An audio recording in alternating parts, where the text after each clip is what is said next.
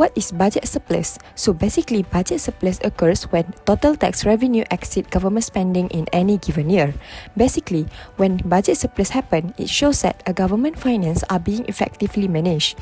However, budget surplus is not always beneficial as they can create deflation, and it is only appropriate when the economy is in growth phase of the economic cycle, and the other word is when the economy recovers, as higher growth of the country automatically leads to higher income tax revenue. So now we move on to the budget deficit. So basically, the budget deficit is actually contradict with the budget surplus, where budget deficit occurs when the government spend more than it received, thus it resulted to the insufficiency of tax revenue to fund government spending. When that situation happens, the state must borrow money, usually in the form of government bond, to cover all the government expenses, or maybe the government can counter budget deficit by raising taxes and cutting spending. Not only that, certain unanticipated events and policy may cause the budget deficit. Basically, budget surplus is caused by many factors, and the first one is strong tax revenue. So basically, it happens when there is an increase in tax revenue due to the high employment and also an increase in the income, which resulted to the higher income tax. Not only that, budget surplus can also happen when the country experiencing a strong economic growth. And the last one is when there is a deep cut in the government spending, it also can cause the budget surplus.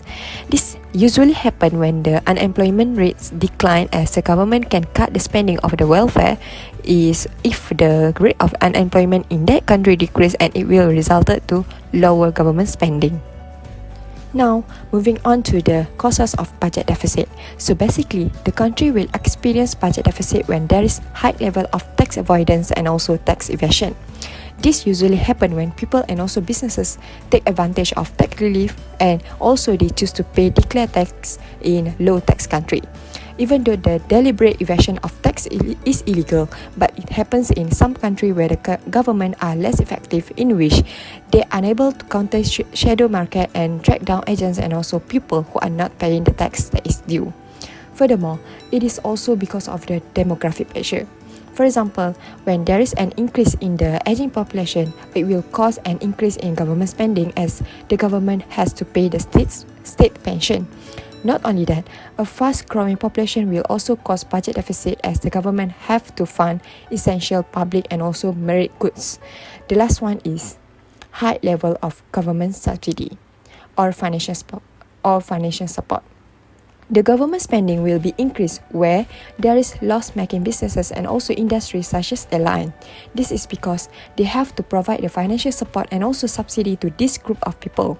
Not only that, the government also need to give subsidy to agricultural industry such as farmers and also breeders.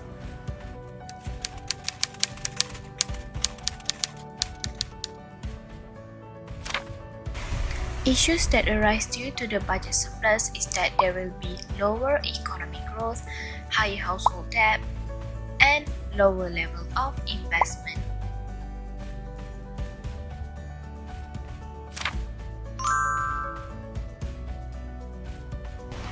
When the government reduces its debt, this means that the money supply is also reduced. This will then lead to deflationary problems and thus will negatively affect the consumer behavior. Budget surplus occurs when government spending is lower than the revenue received.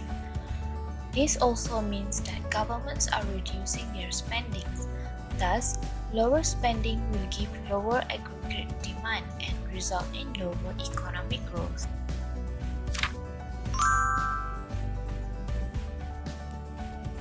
Household debts increase because of the strict fiscal policy, where the tax is high and lower spending cuts. This will put a limit on the household income. Thus, when the household income is limited, they will be forced to increase their debt level.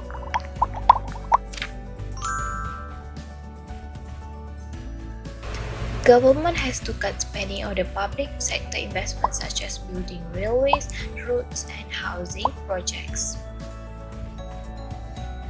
Apart from that, when the collected tax is more than what is needed from business and consumers, this leads to lower spending and lower business investment. High debt will cause both business and consumers to have lesser income, and hence this will affect their business investment decisions.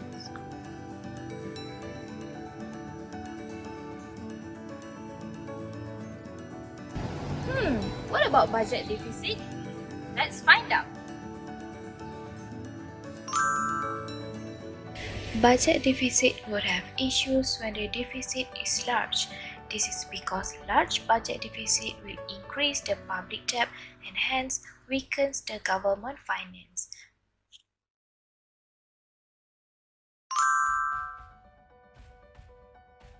Budget deficit will increase the aggregate demand. It may also increase inflation.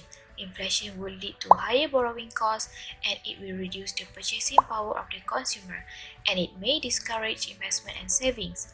This might somehow bring a negative effect towards the economy.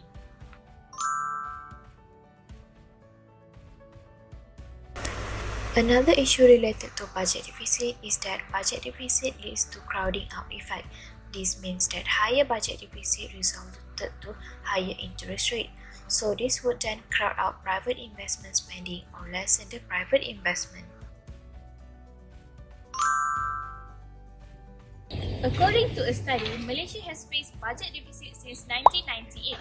The higher the budget deficit, the higher the national debt will be. Higher debt would reduce the government flexibility to respond to future emergencies or recession.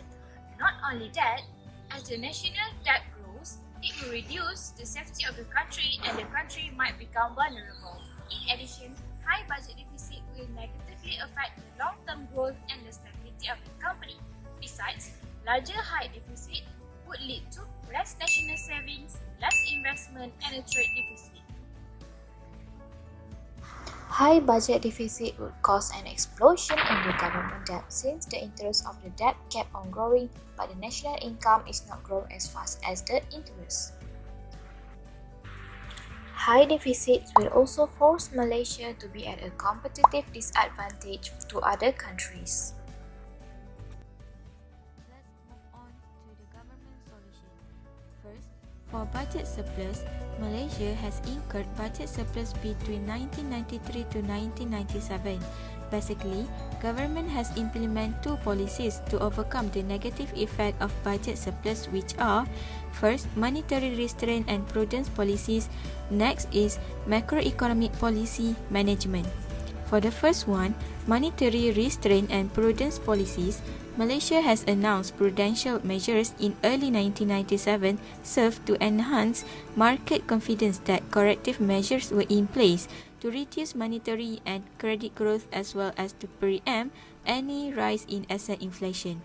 The result of this measure is the ringgit exchange rate appreciated in terms of its composite as well as the United States dollar in the first half year. However, these measures could lead to deflation as economy recovers. Next, for macroeconomic policy management, in 1997 had to address domestic issues as well as the rapid changes in the economic setting following the outbreak of the regional financial crisis in the first half of 1997. The policy direction was focused on steering the economy towards a more sustainable growth path and on containing asset inflation. This policy has been tightened to curb excessive growth in aggregate demand in order to reduce the current account deficit, which will result in slower domestic demand. Next, for budget deficit, the deficit of the federal government was quite high in 1981, 1982 and 1986, where the deficit to GDP was 15.6, 16.7 and 10.5% respectively. The deficit is due to the expansionary fiscal policy implemented from 1980 to 1987 to address the recession problem. Also, in 1998, almost all countries has encountered a budget deficit including Malaysia. There are three actions taken by government which are reduce spending, taking domestic loan and taking external debt. For the first one, reduce spending. In the early 1990s, the federal government deficit began to decline and has become excessive due to the government's public policies reducing spending and relaxing its role in the economy. At the same time, the government has encouraged large private sector participation in economic growth. Next, taking domestic loan. More than 60% of the federal government debt was from domestic borrowing, where it was made through the sale of treasury bills, investment certificates, government guarantees, and other credit instruments. The government issued treasury bills with maturities of 3 months, 6 months, and 12 months, with interest rates ranging from 6.4 to 7.9%. The government also issued MGS with a fairly short maturity period to meet the needs of investors. Lastly, external debt. External debt is divided into two, namely market loans and project loans. The main sources of federal government external borrowing were United States, Japan, and the World Bank. The financing of various development programs in 1980s entirely by foreign borrowing. Most foreign loans made during this period were from the Japanese government, which is for project loan, and Japanese financial institution, which for market loans. Now, we will move to the suggested solutions by the government. Inflation is one of the primary dangers of a budget deficit. As an initiative, tax code needs to be overhauled and updated by the governments for the modern economy. Revenues will have to go up to deal with the deficit, but it is thus more important than ever to be careful to do as little damage to the economy as possible. The tax base should be reconsidered, rates should be reduced when possible, and issues such as the mobility of capital must be taken into account.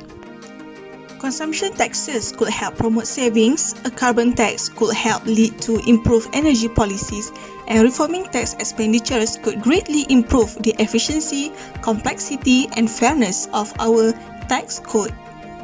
Besides, government also can take action to shift from consumption-oriented budget to an investment-based budget. When each department have enough resources, they can reliably deliver on all their promises, such as the Ministry of Health to provide more specialist hospital in rural area to ease the public in reaching the services provided. Introducing programs such as open the vacancies of all sectors of economy to all ethnics in Malaysia will have to reduce unemployment rate and reduce the budget deficit. In fact, boosting competitiveness by having more prosperous and dynamic economy will allow a nation's resources to be used to best effect in the production of goods and services.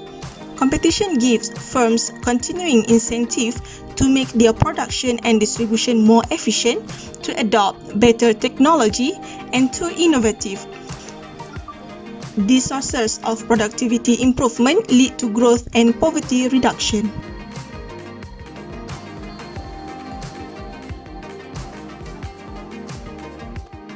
Budget surplus occurs when tax revenue is greater than government spending.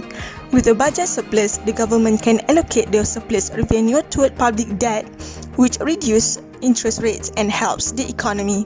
Reducing taxes for public such as income tax, real property gains tax, and sales and services tax, which is SST, could help to reduce the burden of public.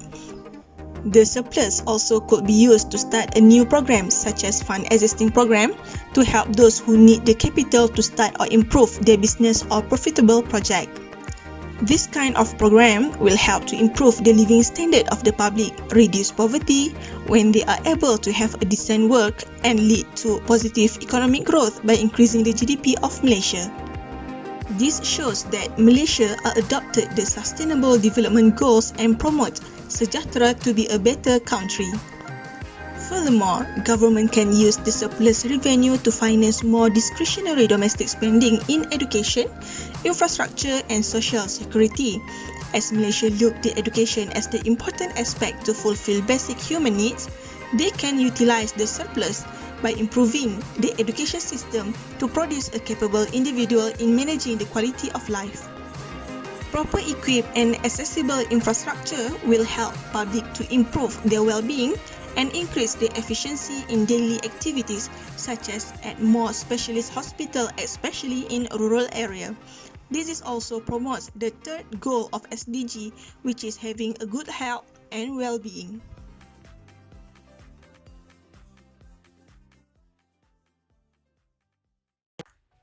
As a conclusion, taxes and government spending play important roles in fixing the economic cycle.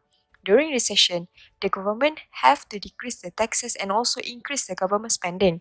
Meanwhile, the government have to increase the taxes and cut the government spending during the growth of the economy.